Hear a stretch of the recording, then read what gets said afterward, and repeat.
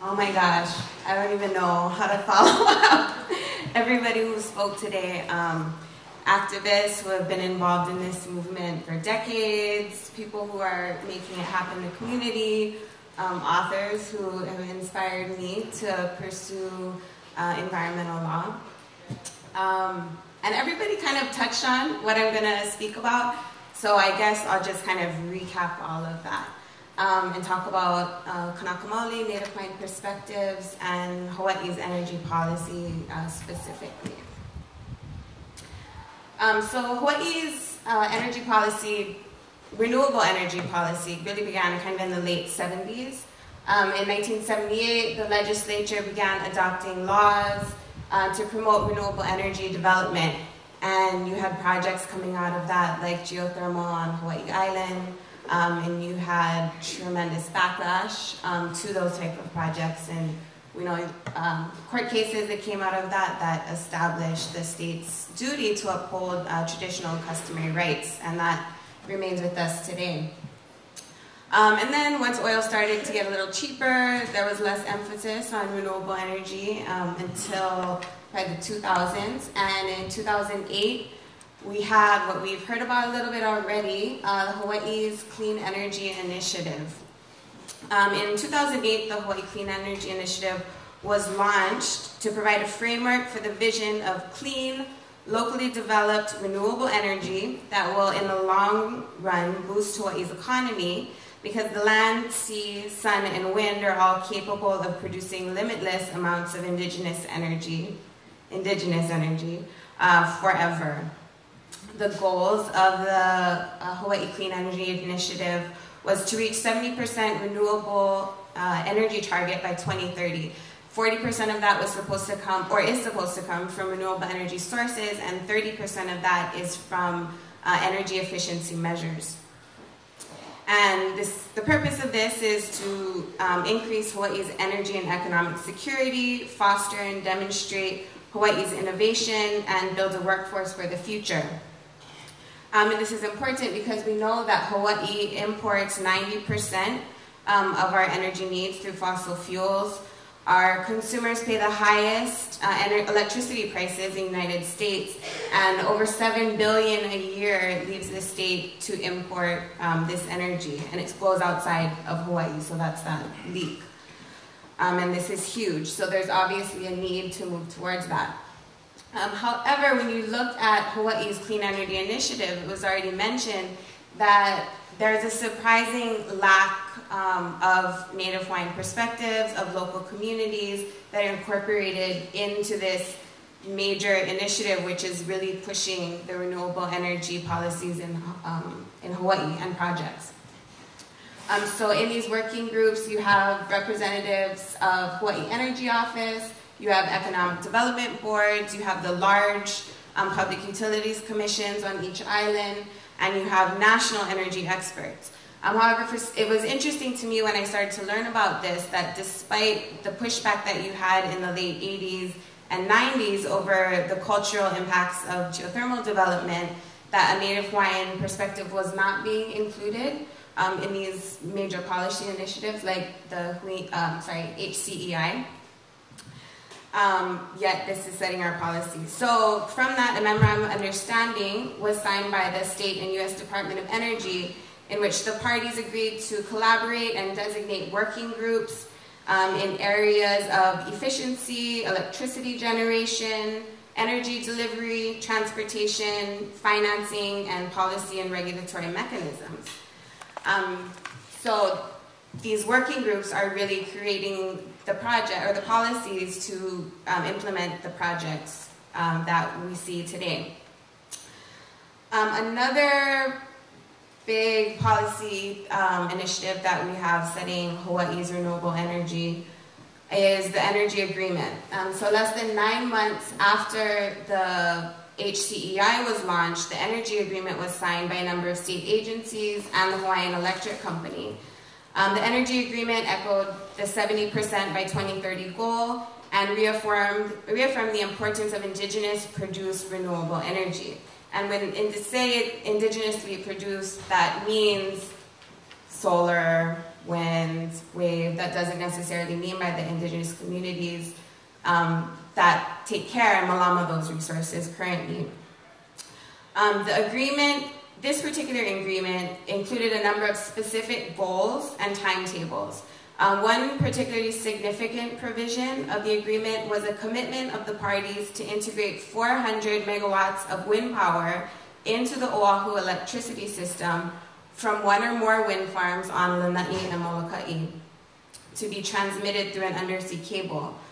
The construction of large-scale wind production on these two islands requires a commitment of immense resources and has elicited much contention throughout those communities and the communities impacted by construction.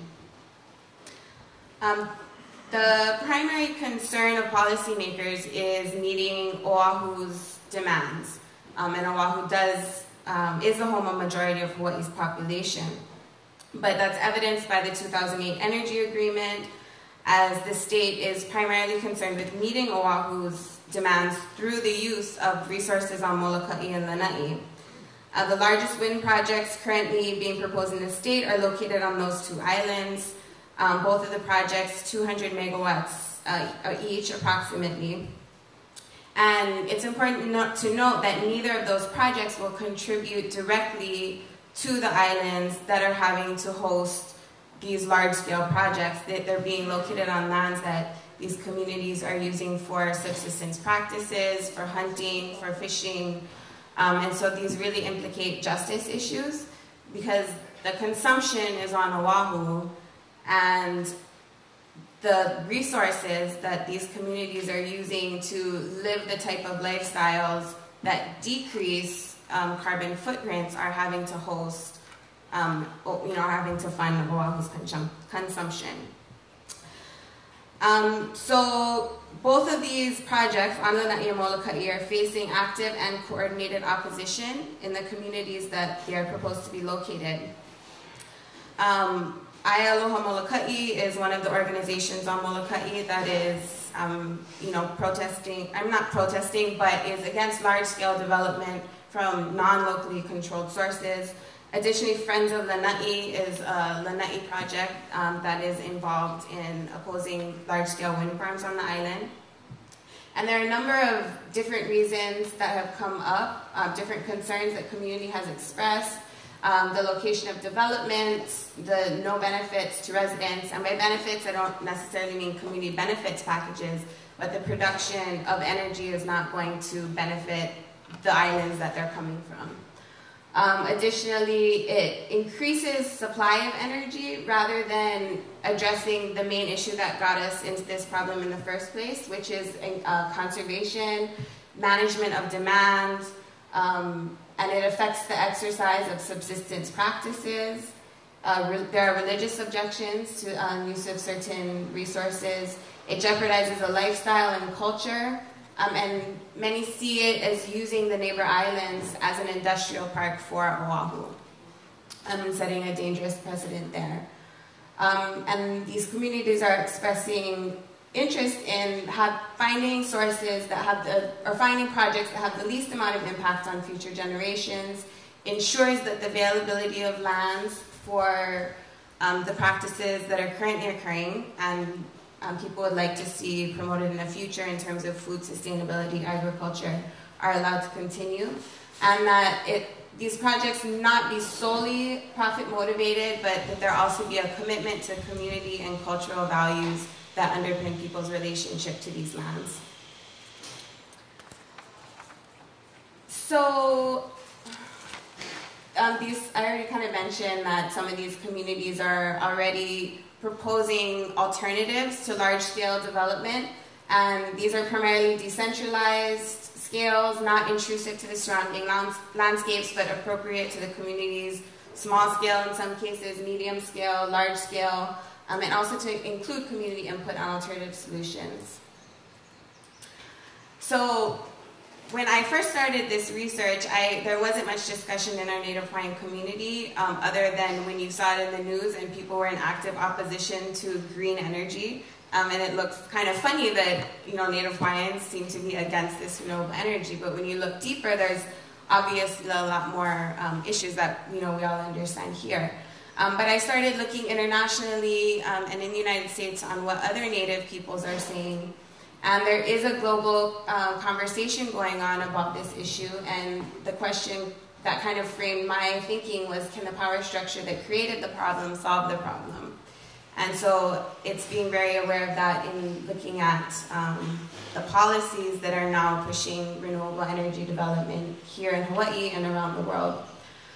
The root of climate change and the solutions, sometimes false solutions, both equal loss of land and resources, commodification of nature, and threats to cultural survival.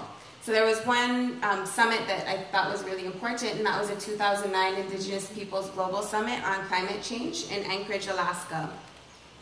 And out of this, this summit, there was a lot of discussion between different Native peoples from all throughout the world, the continent, Native America, South America, the Caribbean, Russia.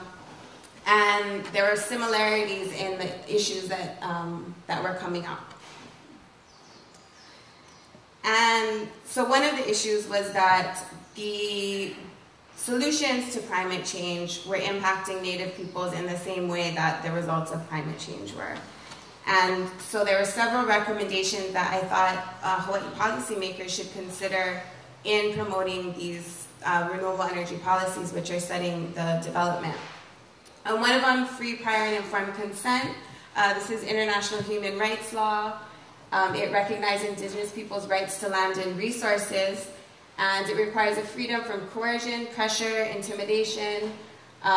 It presents choices that are freely given. It also provides the community the choice to say yes or no to a project. So it's not just coming in asking for your input and then going through with what the company had planned to do in the first place.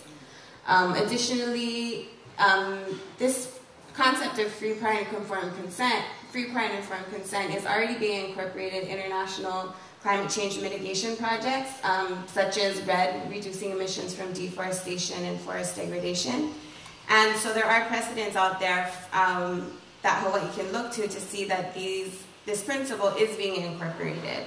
And the state of Hawaii has long recognized Native Hawaiians as having a special interest and right in land and resources, yet the development of renewable energy policy in Hawaii has occurred with no formal representation from the Native Hawaiian community, and this is obviously a problem. Another recommendation that came out of the summit was a small-scale, locally controlled renewable energy projects. So in order to meet the ambitious targets needed to reduce the effects of climate change, and also here in Hawaii help us to become more resilient as these impacts come down the pipeline. The declaration calls for a transition to decentralized renewable energy economies, sources and systems owned and controlled by our local communities to achieve energy security and sovereignty. Decentralized projects have a number of benefits and opportunities that I think we've already heard already. They provide opportunities for green job education, green jobs, income into our communities, and decreasing that $7 billion a year that leaves our islands. These efforts to promote locally controlled projects have already been occurring in Australia, on tribal lands throughout the continental United States. The Department of Hawaiian Homelands, I believe, is also looking into it. But there has to be a promotion within policy, Hawaii's energy policy, to encourage all different types of scales of renewable energy, not just large scale. And then the final one, which has been talked about, I think, for the past 2 days, but decreasing energy consumption, and that's across sectors.